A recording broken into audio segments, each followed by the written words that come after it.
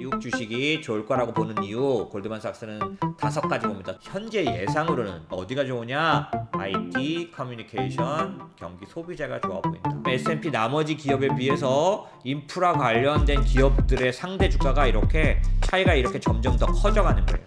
변압기 수급 추이, 23년도부터 이미 수요를 못 채우기 시작하죠. 세상이 변하는 거에 따라서 포트폴리오로 사야 합니다. 진행돼서 잘라내거나 줄이거나 느리거나.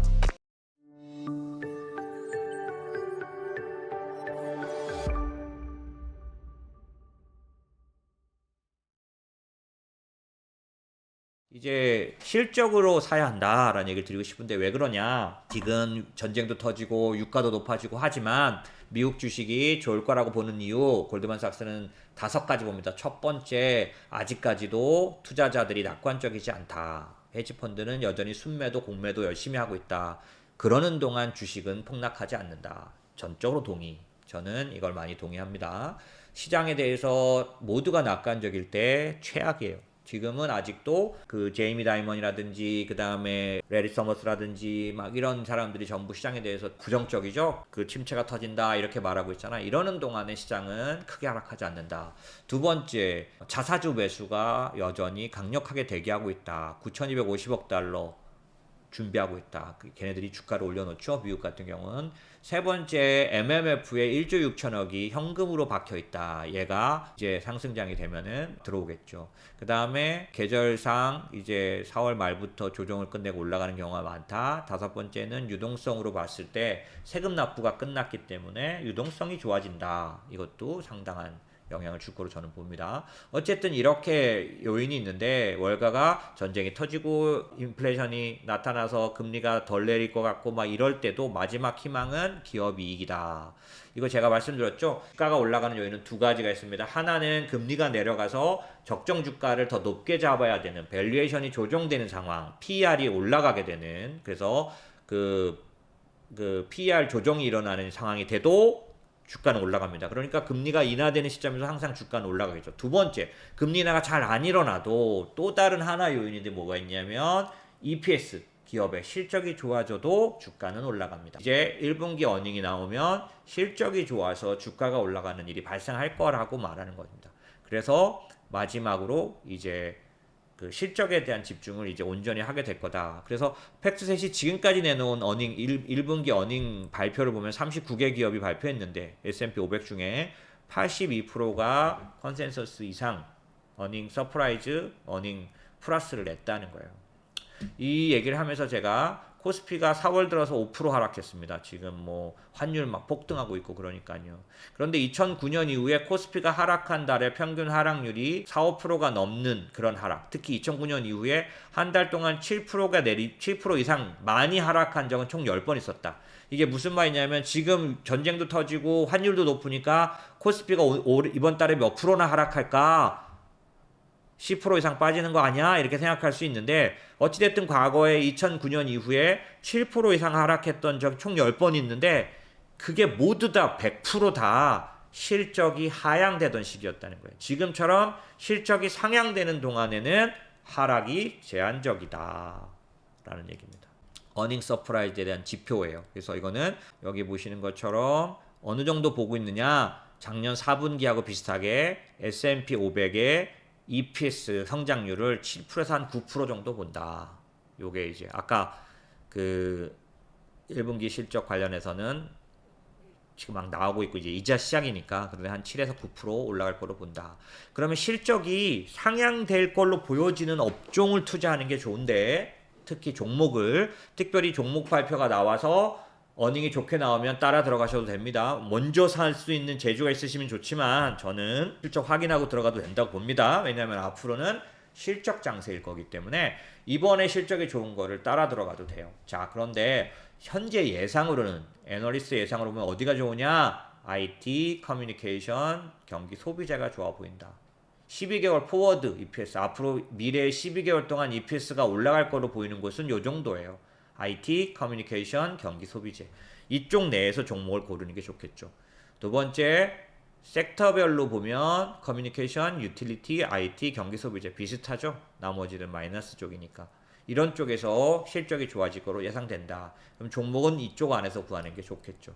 섹터별로 이익 조정 비율을 따져봤더니 보시면 두드러지게 에너지 좀 좋은 편이고 산업재, IT 정도가 좋아 보입니다. 커뮤니케이션 좋네요. 이렇게 요런 것들 정도가 금융도 좋은데 요런 거 정도가 아마 좋아지는 섹터로 본다. 그래서 지금 우리가 이제 제가 말씀드렸던 뭐 그런 종목들은 다 이런 쪽에 있습니다. 자, 그 다음에 많이 올랐어도 계속 투자해야 되는 투자가 있다. 자, 이거는 제가 어디 다른 방송에 가서 이제 유튜브에 가서 얘기했었기 때문에 이 얘기를 또 하려는 건 아닙니다. 그때 당시에 이제 제가 얘기했던 얘기는 뭐였냐면 미국이 시설이 노후화됐기 때문에 미국은 그 인프라 시설 교체해야 된다. 10년 안에 교체돼야 될 자산이 이렇게 많다. 전체 중에 30%가 교체가 필요하다. 그러면서 특별히 미국의 송전선, 전압, 전기 이런 전기 시설이 송전선 그러니까 그 전기를 이동시키는 전선 뭐 이런 쪽들이 이미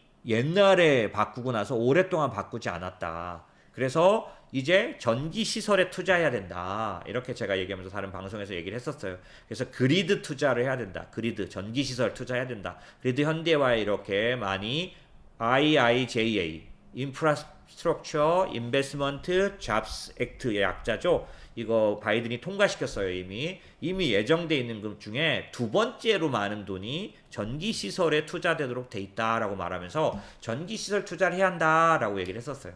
근데 이 법안이 이 투자가 훨씬 더 강력해졌습니다. 보시면 IIJA 조금 전에 제가 말씀드렸던 인프라스트럭처 인베스트먼트 잡스 액트에 예정됐던 내용보다 실제 지금 또다시 투자 계획이 오히려 더 확정돼서 더 많아진 것들이 훨씬 더 많아요. 특히 운송인프라, 광대통신망, 재성에너지 이런 쪽들은 특히 운송인프라 쪽은 엄청나게 훨씬 더 많은 돈이 이쪽으로 투자되기로 계획됐다는 거죠. IIJA에서 약속했던 것보다 더 많아졌습니다. 왜 그럴까? 민간 기업들이 계속해서 참여하고 있는 거예요.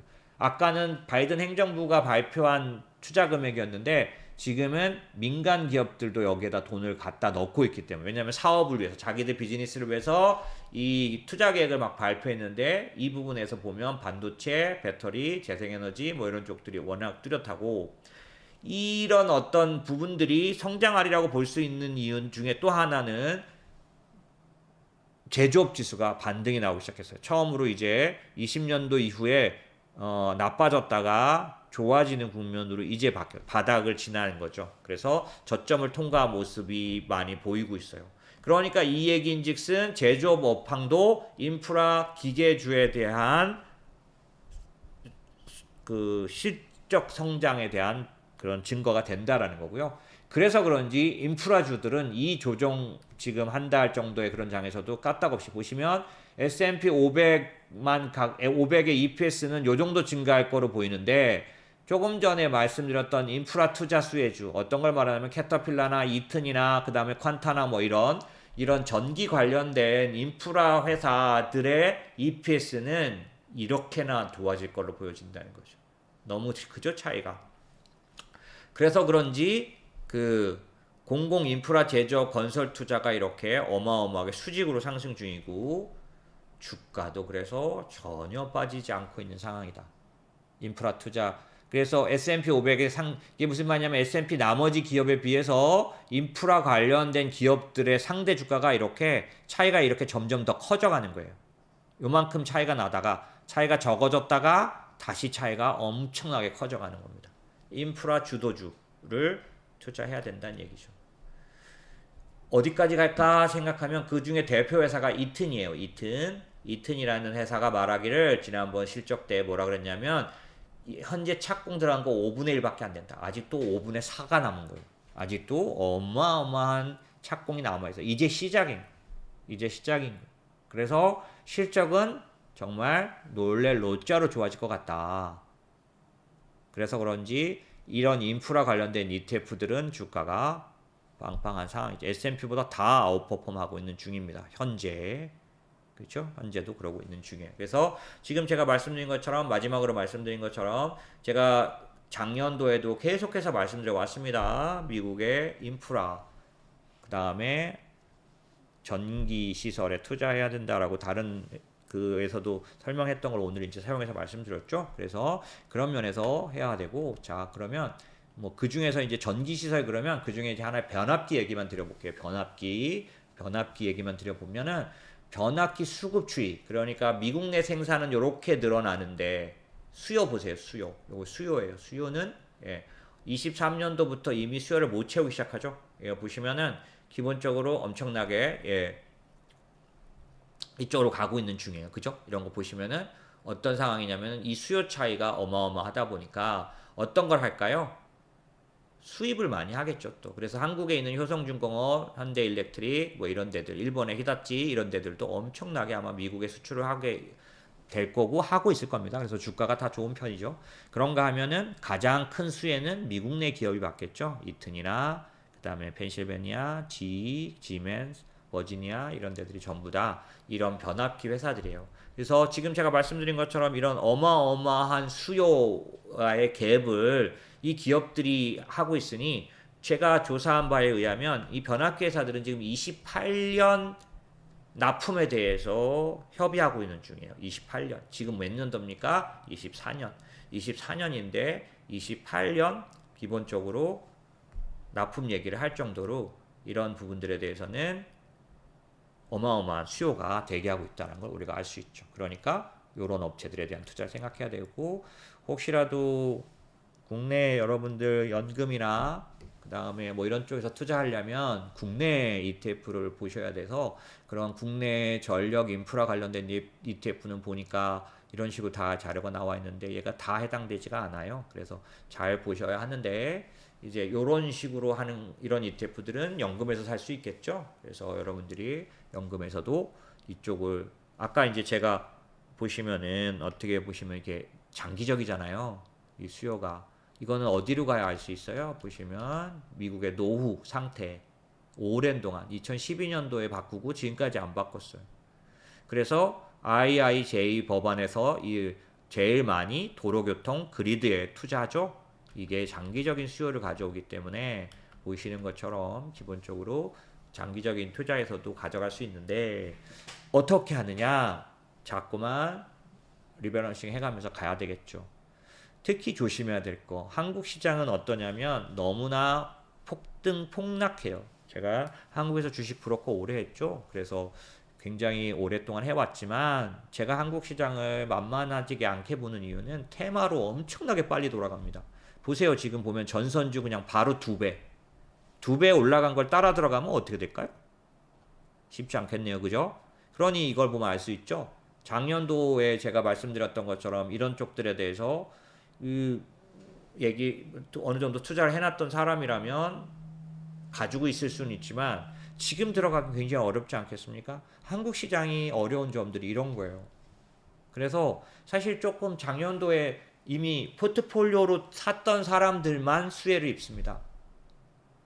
요것만 샀으면 작년도에 전선주만 누가 살 수 있었겠어요? 작년도 한국 주가 어땠는데?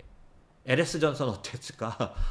못 삽니다. 그러니까 어떻게 해야 될까요? 이렇게 항상 앞으로 시장에 가는 것들을 보면서 세상이 변하는 거에 따라서 포트폴리오로 사야 합니다. 그래서 리밸런싱에서 진행돼서 잘라내거나 줄이거나 느리거나 계속해서 이렇게 가서 결국에는 내가 가졌던 관전 포인트대로 내 포트폴리오가 자꾸 가꿔줘야 되겠죠. 맨날 손절만 하지 말고 좀 사서 미리 포트폴리오로 사놔야 되는 거죠. 그러려면 지금 제가 말씀드린 것처럼 단기 투자에 대한 정보를 주는 것도 참고를 하시지만, 저희처럼 고리타분하게 막 맨날 시장 얘기하고 뭐 어려운 얘기하고, 어떤 분이 그랬다 그러는 것 같던데 서론만 너무 길다 뭐 막 그러셨더라고요. 제 병이죠. 그죠? 그래서 그런 것들이 있지만, 저는 이제 잘 들어보시면, 올해 여러분들이 제가 이렇게 자신 있게 말씀을 왜 드리냐면, 여러분들은 다 오래 보신 분들인 거를 제가 알아서 그런데, 오래 보신 분들은 아시잖아요. 제가 조금 더 빠른 편입니다. 그래서 약간 좀 빨리 얘기하는 편이고, 그래서 제가 말한 대로 따라서 많이 사시지만, 아까 말씀드린 대로 중요한 건 다 갖고 있는 게 아니라 리밸런싱 해야 한다라는 거죠. 그렇게 하기 위해서는 좀 훈련하셔야 되는 부분이 있어요. 그래서 지금 제가 오늘 이제 말씀드린 것처럼 지금 시장에서 완벽하게 제가 찍어서 몇 가지 더 말씀드릴 것들은 다음 달 정도에 가서 말씀드릴게요. 앞으로는 계속 사는 얘기를 드릴 테니까 이제 드리지만 그 전제는 뭐 완전 아무것도 없는 상태에서 사는 건 아니고 갖고 있는 상태에서 사더라도 뭘 줄이고 뭘 늘리고 치킨 같은 조정은 어떤 조정이냐면 B급을 팔고 A급을 사야 되는 조정이라고 말씀드렸죠. 예. 왜? 제일 센 놈으로 가야 합니다. 지금 조정을 하지만 이 조정 시에 사야 되는 게 있죠. 반도체 조정을 하겠죠. 내일 이제 오늘 저녁장 그다음에 내일 한국장 조정하겠죠. 반도체는 더 사야 없으면 반드시 가져가셔야 되겠죠. 그죠? 그런 것처럼 그렇게 하기도 하고 그다음에 아까 말한 것처럼 엄청나게 지금 많이 오른 것 같이 보여도 따라 들어가야 될 것도 늘리셔야 되고 그다음에 말씀드린 것처럼 어떤 것들은 자르셔야 되고